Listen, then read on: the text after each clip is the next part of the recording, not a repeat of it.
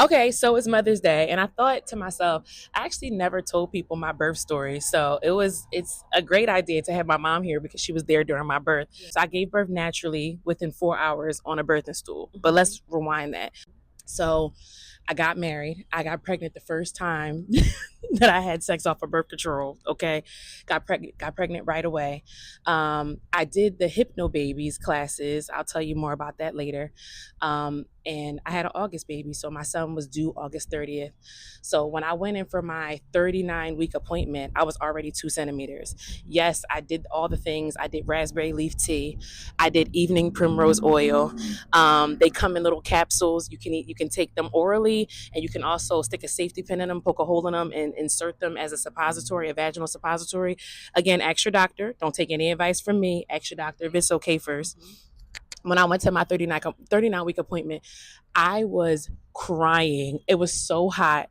Like, to have a baby at the end of August is crazy. And I was just like, please, like, he gotta go. I'm so tired. And I didn't feel like I was huge, but I just was tired, Jesus. It don't matter how big you get when you're pregnant, you still feel big. You know what I mean? And then I feel like I always carried low. When I was at my 20 something week anatomy scan, they literally had to Trendelenburg me, which means put my head to the floor and my feet to the sky just to see him. That's how much he was nestled in my hips, that they couldn't see him on the ultrasound until they put my feet in the air and physically made him come down. Like, he was in my hips from day one. So I was walking around like with this. That was me with a little basketball in the front. Okay.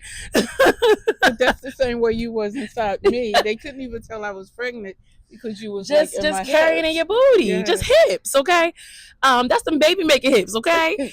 Literally. So when I went for my 39-week appointment, I was 2 centimeters, and I was like, please, like, I'll do anything. And she was like, okay, well, take some castor oil. I'm on call tomorrow. I was being covered by a midwifery service. They knew I wanted to go natural. So she's like, take some castor oil, and I'm gonna see you in the morning because you're 2 centimeters and he's literally right here. Even from my like 36-week appointment, she could feel his head. Of course, beyond the cervix, but she could feel him that low. So she was like, girl, you could sneeze this baby out. I'm like, please, let me sneeze then, please. So I went home and I got myself together. My mom was working night shift. It was the Thursday night. And I'm like, Mom, I'm going to take this castor oil because the baby got to go. And she like, don't you take that castor oil before I get off of work? Don't you have my grandson while I'm at work? So I'm like, okay. So I took the castor oil, I think at like 1 a.m. because I'm like, all right, it'll start like working by the time, whatever. But again, ask your doctor, because let me tell you something. If you take castor oil and you're not ready to be due, you can put yourself at risk. That's number one. And number two, you're going to be shitting. And you're gonna be mad because you're gonna be sitting there pooping and the baby not gonna come. So you're just putting yourself in distress for no reason. So always seek your doctor's advice, not mine. I am just a human that's telling you my experience. Okay. I took around 1 a.m. Around 4 a.m. I started to have to go to the bathroom. Maybe went like once or twice. I went to sleep. Around 6 a.m. I felt like, I didn't know they were contractions at first. It felt like Cramping? it felt like I had to go to the bathroom. It felt like the cramping that you feel when you have to have diarrhea, like real bad. And that's when I was like, oh, do I have to go to the bathroom again? Then it kept coming. I'm like, okay. My midwife was like, don't come to the hospital until you can't talk, because when you're trying to go natural, she basically was like, there's no point of you being here all day. We want you to come when you close to the end, labor as much as at home as possible. So I'm like, okay. So my mom is now yelling at me. It's 6 o'clock in the morning. Yes. I'm in the bathtub, just like, doing my little thing, rocking back and forth. And I'm talking to my sister on the phone. And she was like, well, when you going to the hospital? I was like, well, she told me not to go until I can't talk. And she was like, well, Sheena, I've been on the phone with you for 10 minutes. You ain't been talking the whole 10 minutes. Yes. And I was like, oh, maybe I should go. She's cussing me out because she's like, it's Friday morning. The traffic going Rush downtown. hour. Yes. You're going to have my grandson in the car. On the expressway. Since the minute I was pregnant, it was her grandson, not my Yes. child. It was her grandson. So I'm Yes. like, okay, whatever. So I get in the car. I go on the way there. My ex-husband almost died on the way there because this guy, I get in the car. He say, how you get there? What's the directions? If you don't Brother get man. your ass. Brother man. Yo, It's my grandson. I looked at him with a look of death. Get there now. You better pray. so so he got there, Jesus. And honestly, if I'm to be honest, that was one of my favorite parts of my laboring process, because I was able to just zone out, and I could feel my body contracting, but I could feel him moving within the contractions. And it was just a very peaceful time. It was like a 30-minute ride. I had my headphones on. So let me explain Hypno Babies. So Hypno Babies is basically a system that someone developed that basically helps you meditate your way through labor. Okay. It helps you rethink how you think of pain, right? Because if you say contraction, it has the negative connotation of pain. Correct. But with Hypno Baby, instead of contractions, they call them birthing waves. If you change the way that you think about it, then it changes the way that your body perceives it. Okay. Same thing with like your cervix. Instead of it like opening, it's like, oh, picture it blooming like a flower. Okay. So the videos and stuff like that, I did home classes. I didn't go to a formal class, but the soundtracks and the CDs that I listen to are basically like them saying, your baby is coming, your cervix is opening like a flower, you're okay, you're healthy, like stuff like that. And it's so powerful. Like, I know it sounds cheesy to someone who went through it and was like, this hurts so bad, but it was so powerful to me. We ain't had it in film. But it was so powerful to me, and it really worked for me. And when I was in that car and I was able to zone out, it really helped. The problem is, if you're not able to zone out and focus on it, that's the hard part. With Hypno Babies, you do need someone to be your point person that's going to talk to everybody so that you can stay centered and focused on what you got to do, because it's a mission. It's kind of like how I compare it to, Mom, just close your ears for a second. How I compare it to is, if you were having sex with somebody, right, and they smacked you or choked you, and it was somebody that you liked and you loved, you'd be like, oh, period, ow. But if you were being sexually assaulted and you didn't like that person, you might be like, and it might hurt. Even if it's the same force as the person that you love, it might hurt because of the way that you're experiencing it. Same thing with like maybe going to the gym. Going to the gym really hurts. Doing ab workouts really hurts. But you see it as work, and you see it as a means to an end and a benefit. So you keep going, and you're like, oh, feel the burn. And it feels different. Whereas like birth, we're taught that it's supposed to be this such a painful experience that I think that we don't have a lot of like optimism around it. And the Hypno Babies basically teaches you how to look at it in a positive way. Okay. So anyway, I was zoned out. I'm in the car. I'm cool. When we get there, then people start touching me. I start getting irritated. Stop touching me. I just need a minute by myself. When I got there, they checked me. They said, oh, you're 4 centimeters. I'm like, awesome. Perfect. Then she said she gets the ultrasound and she notices that he's sunny side up, basically meaning his face is facing to the front. Their face is supposed to be faced to the back so that they can come out of the birth canal the right way. So because now you was faced, your head was up and your feet was down. That's breached. Okay. Breached usually, not all the time, ends up in a C-section. I ended up with a C-section. Yes. In this case, he was head down. He just was facing forward instead of facing back. Okay. Their head is supposed to be facing your butt. Okay. So she gets the ultrasound and she's like looking, and when she put the ultrasound on my stomach, I was like, something just dropped into my butt. And I started like screaming. And she's like, wait, hold on. So she looked again. Girl, I went to 6 centimeters just as she put the ultrasound thing on me, right? Now, mind you, like I said, I did Eden Primrose oil and I did raspberry leaf tea, and both really helped me. I did curb stepping. I swam. I did a lot of things that I feel like helped me through labor, or helped me get to that point. You can do all of this and it still not work. At the end of the day, it's a process, but I'm just telling you what I did.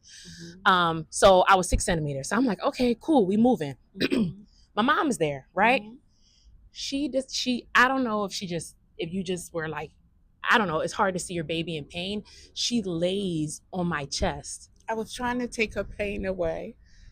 I don't think there was a moment in life where I wanted to sock her more. I can't express it. I said, you don't get off of me. Trying to take her pain away. And then, when you're in that feeling, when you're pregnant and that big, you can't breathe. Your baby is all the way in your lungs, and she's gonna lay on my chest. I was like, what's wrong with you? Get off of me. He in my ass, you on my chest, Lord. Jesus, take the wheel. So then she yelled at me. Hell yeah, I yelled at her, get off of me. And I was like, I just want to take your pain away. And that's how she was. I was like, yo, get off of me. Felt ready to cry. And she's more anxious than me. Yes. I'm just trying to get myself together. So I'm like, whatever. So then we get into the room. And when we get into the room, I'm bouncing on the ball. I'm doing all types of things to like get myself through this. I'm listening to music, whatever, doing my thing. So my nurse, it was her first delivery back after having cancer. So shout out to her. She was so sweet. Yes. I had an all midwife team. I gave birth in a hospital, but it was like a birthing suite inside the hospital. Yes. You're able to labor in the water, but you can't deliver in the water for, I guess, legal reasons. But I couldn't even labor in the water because he was having heart rate spikes or something. So, anywho, I told the nurse, I said, hey, she told me to get on the bed and get on all fours. That's their way of flipping the baby from being face fronting to back facing. I don't know the proper term right now. So I said, okay. So she tells me to get on the bed, but every time I tried to get on the bed, it felt like something was going to come out of my butthole. So I said, absolutely not. I'm not getting on that bed. She says, no, like, I'm telling you, it's going to work. Get on the bed. So labor and delivery nurses, shout out to y'all, because I can't express to you how much she really was not playing when she packed the bed. Like, labor and delivery nurses really know how to make the bed set up. Look, hold on, let me move this because the lighting is hitting. Yeah. Period. Come on, lighting. Shout out to labor and delivery nurses because they really are the one and the two when it comes to like making the bed right. And she had the pillow set up perfectly so that when I got on all fours, I would be able to be there supported. Like, I don't know what she did, but it was a concoction. Okay. So I get on the bed and I get on the all fours and baby, I don't know what happened, but he must have dropped down even lower because my water broke and I projectile vomited at the same time and jumped off the bed, like jumped. The nurse is yelling at my ex-husband, like, catch her. Because I was like, my body was like, everything just was going on at one time. So then when I got off of that, she's like cleaning it up. And I'm like, I'm so sorry. She's like, it's okay. It's okay. So I'm bouncing on the ball right now to Beyonce. And I said, you need to go get the nurse practitioner. And she's like, no, honey, you just got here. Because mind you, at this point, I had only been here like 3.5 hours. I got there at 8:30 in the morning. This was like around 12. So she like, you fine. You ain't even here. I said, miss, you need to go get the nurse practitioner. It feel like something about to come out of my butt. And she was like, no. I said, ma'am, go get the nurse practitioners. And she says, you got to lay on the bed and for me to check you. And I'm bouncing on the chair. Mind you, at some point in this, she also tried to anoint my forehead. Yes, again, I almost socked her. All the it's way. hot as I promise you, it's Jesus like 90 degrees. It's hot as hell. It's August 26th. Father, Son, and Holy Spirit, all the way. Lead me, guys. Guide me. He almost guided you right up to heaven that day. That's where he almost guided you to. Because when she put that oil on my head, I was like, get off of me. I was so mad. Anyway. So she anointed me. Thank you, Jesus, because I had a safe birth. Thank you, Mom, for your prayers. Hallelujah. But in a moment, please. Mind you, they had asked me that I want students. I said, I don't care, girl, as long as they be quiet. Just sit in the corner, don't say nothing, don't look at me, don't do nothing, okay? Mind you, I'm butt booty naked. Butt booty naked. It's August. I'm hot, okay? The students was just sitting in the room like this because most students, just to let y'all know, clinical is usually only for 4 to 6 hours. So in most clinicals, nurses don't see a delivery from beginning to end. They usually only see pieces of it because nobody delivers within 4 hours. So they're in the corner like shell shocked, especially because they also don't usually see natural births. Correct. Okay. So she tells me to lay on the bed to get checked. I don't know what happened on that bed, but it was an outer body experience. When I got off the bed, I thought that I hit the nurse. I thought that I pulled the cords out the wall. I thought I screamed at her. I thought I was yelling and cursing. Mom, I was completely silent. You're lying. I did not hit that girl. You gonna say I hit the girl? I'm just saying. You saying I hit the girl? Video. I'm just here. So you saying I hit the girl? I don't want to get put out the video. Hold on. So you saying I hit the girl? I'm just saying. Did I hit the girl or not? You did swing, Mom. Okay? You're lying. Yes, you did hit her. Mom. She pulled the leads out the wall. No, I did not. Yes, you did. Mom, you. Yo, you lying. I'm just saying. I hit the girl? Yes, you did. Mom, I did not hit that girl. Okay, you swung at the girl. I did not swing at the girl. She forgot the dog. Now you're just making stuff up. I did not swing at that girl. Okay. Anyway. Let's just agree to disagree. Fine. Okay. Let's agree to disagree. Anyway, I had an out-of-body experience, and I thought that I hit the girl. See, you had an out-of-body experience. I was in my body the whole time. I knew what was going on. I thought I swung on her. But I don't know. Laying on your back. She forgot the dog. So it's her fault. Period. High five, Mom. Okay.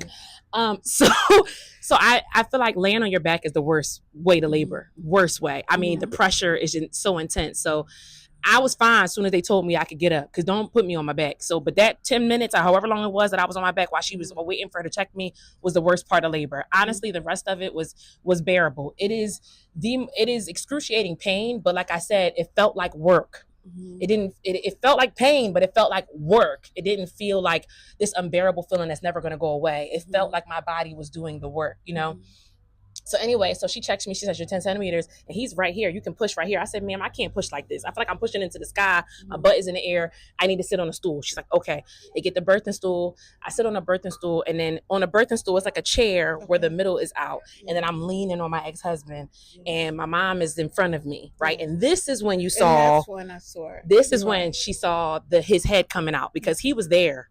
He was there from the very beginning. Like he was already pretty much coming out when I sat on a birthing stool. A lot of women, their pushing process is so long because they're pushing from the bit, like my sister, her baby was really high. So even though she was 10 centimeters, she wasn't down far enough, right? They don't really talk about that part. You think like once you get to 10 centimeters, you're good, but your baby also has to be down further enough that he can actually push through the cervix and the birth canal.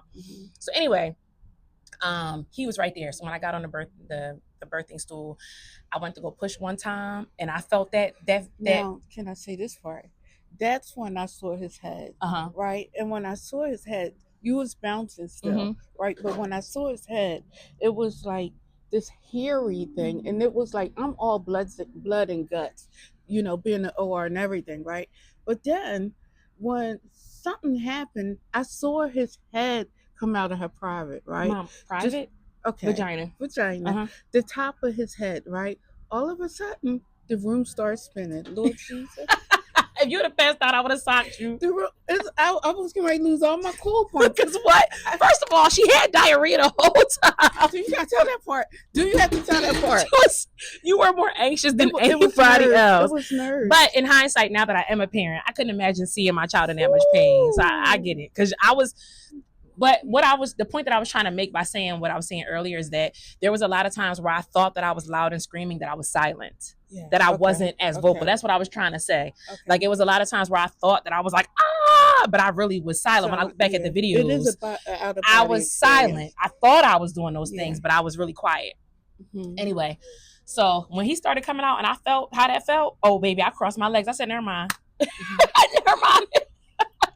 Never mind. And I'm like, Sheena, you got to open up your legs so the baby can come out. And the nurse practitioner, the midwife, she down there like, you can't do that. You're going to squish them. You got to open your legs. I said, miss, I don't know what we about to do, but we're not about to do this. You can forget it.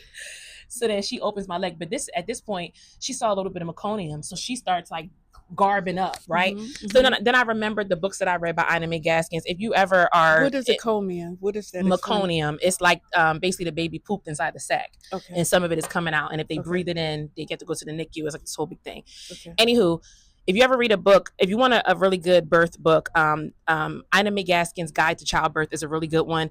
And she talks, a lot of the things that she talked about, I was able to like think back to while I was in labor, in terms of like, I pushed even when they told me not to sometimes, in between let me rephrase that.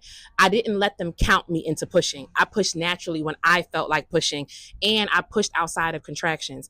In my opinion, pushing outside of contractions helped me control them. When I was pushing during contractions, it felt explosive, like I was just gonna blow everywhere. When I pushed when I wasn't contracting, it made me feel like I was in control. I didn't let them count. And then or at least if they did, I don't remember because I didn't follow it. So, and I blew raspberries. If you blow raspberries, you literally can't tighten up. If you can't tighten up, then your body freely opens. Once I had my next contraction, I said, all right, he can come on now. Because I was tired at this point. So I'm like, all right, if I'm going to be a few minutes away, let's just get this over with. So I went to go push, and girl, his head was out within a couple seconds. So she starts rushing because now his head about to come out. So she start rushing. They rushing around the room. They getting stuff together. So I'm sitting on a birthing stool, and she's like, oh, hurry up. Because they didn't, I guess because I closed my legs, they assumed that it would take me forever to give birth. But he was out. I pushed for less than, I think it was like 6 minutes, and he was out. And I would say that, yes, the ring of fire is as painful as they say, but it also is so quick, at least for me, that I don't know how much of that I really remember. You know what I mean? Like that part of it is very fast. It hurt, and I screamed real bad. Do it again, right where it hurts the most.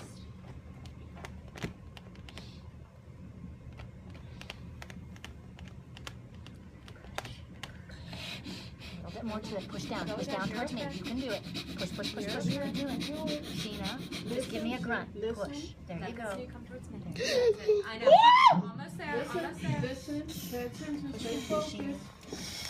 Stay focused. I'm just gonna hold your leg here for you. Come on, Shannon. Oh shit! Sheena, grunt. Look at me. Look at me. That's it. Good girl. Then once he came out, I was also feeling bad for you too, because that's when they put you on the bed. Yes, that's when they put you. So once they put me on the bed, I didn't have a big tear, but I had like a what they call a rug burn tear. I don't know the stages of it. I'm not an L&D nurse. Shout out to y'all. But they laid me on the bed. So soon as he came out, I knew something was wrong because I went to go pull him to my chest because mind you, I'm sitting on a stool, a chair. So I went to go pull him to my chest and I couldn't pull him. He only would go as far as like right here. So I Cord won't go any further. Yep. I'm just holding him here. knew that something was wrong. So I'm tugging. And at this point, I'm like, okay, something's not right. Like he won't come up. So they're like, okay, get on the bed. So they're holding him and trying to adjust. So I get on the bed, they feel, and they saw the tear. So she goes, I'm going to stitch you up, but I'm trying to get your placenta out. I'm like, okay.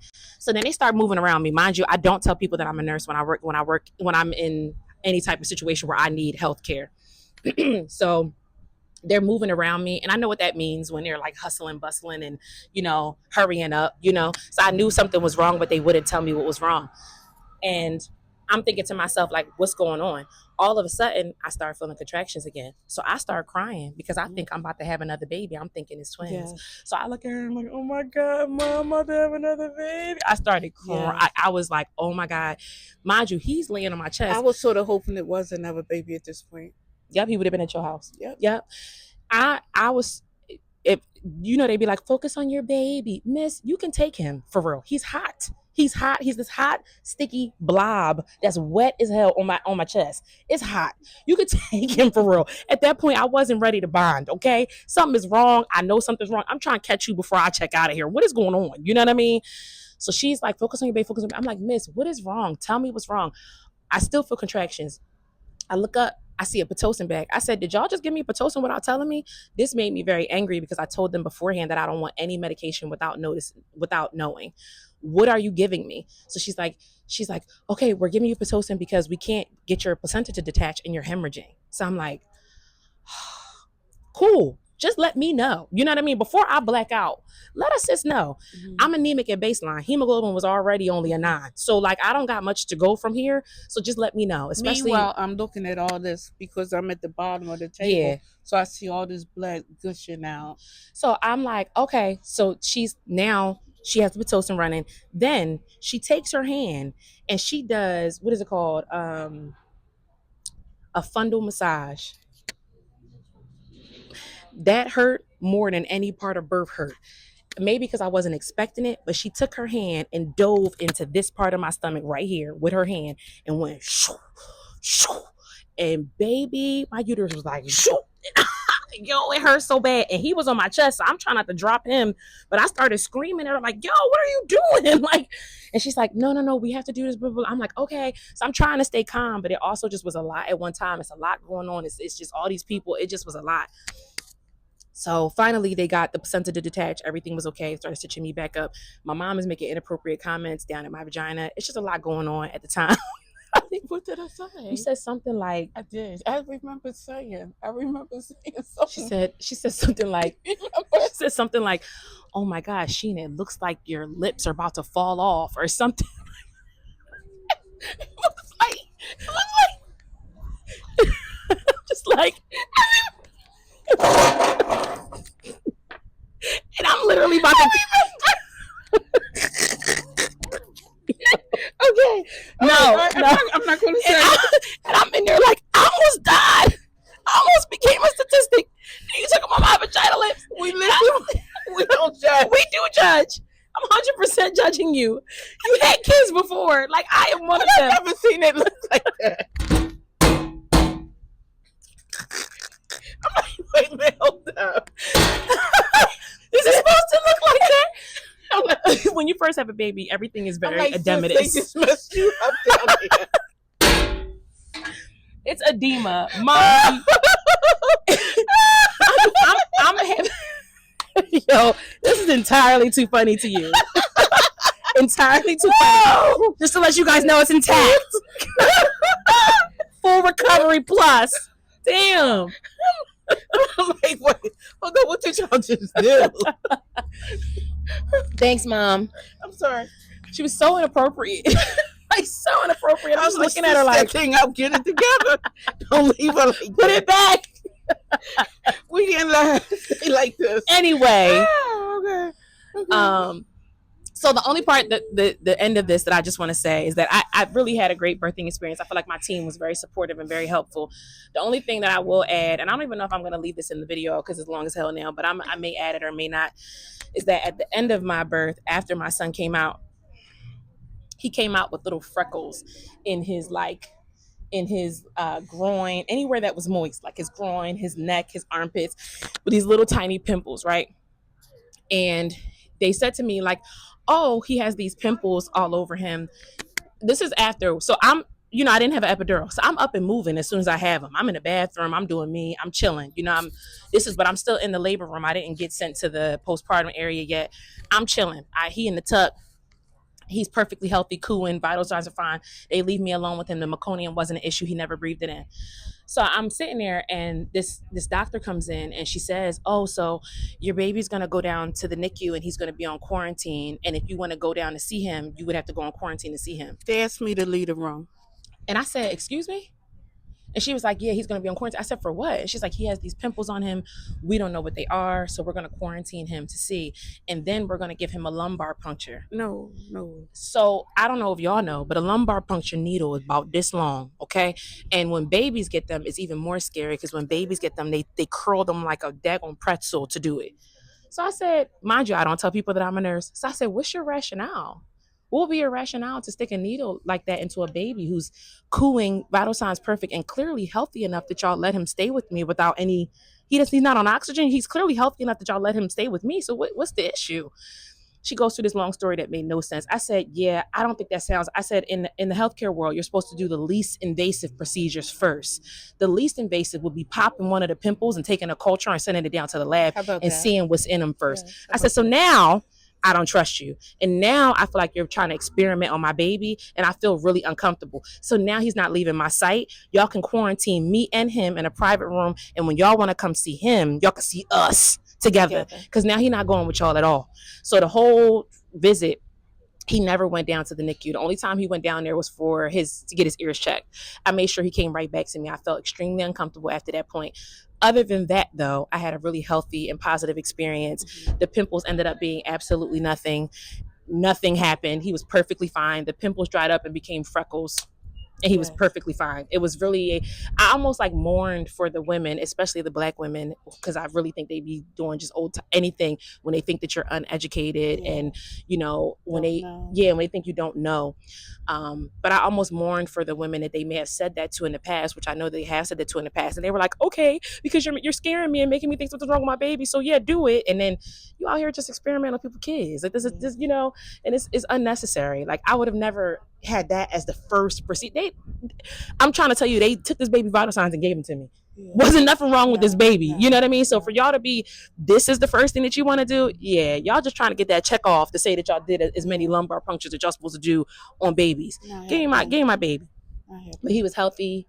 It was amazing. And I had a great experience. So anything you want to add? I think you covered everything. Yeah, I covered everything? Yes. Like I didn't pass out. Shout out to you, girlfriend. Thanks for being there, Mom. Thank you. Oh, God. She just watched the birth video again. Look at it. I don't know if I need Jesus. It's like I always need Jesus. I was about ready to pass out again.